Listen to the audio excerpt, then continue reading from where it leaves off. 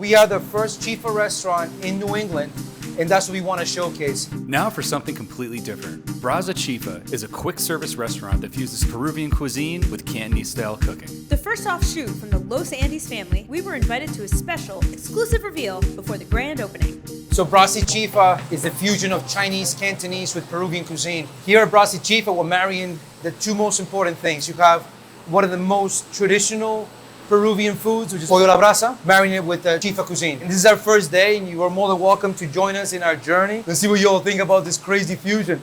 Brasa Chifa is going to be a faster-paced eatery where you're going to be able to enjoy your favorite beers, sangrias, margaritas, 18 to 15-seat bar outside. And another cool feature here too is the aspect that as you're ordering, everybody's going to know your name. So by the time that you're cashing out, you're going to feel like you're part of the Brasa Los Andes family. So we want you to come in here and just be like happy. We're going to have a TV screen in the corner that's only going to play good news. Enjoy the food, but when you leave here, you're going to be happy. You're going to be smiling ear to ear and have this phenomenal experience here at Brasa Chifa. Want to be featured on the show? Contact us at info@riserec.com or call 401-308-3279.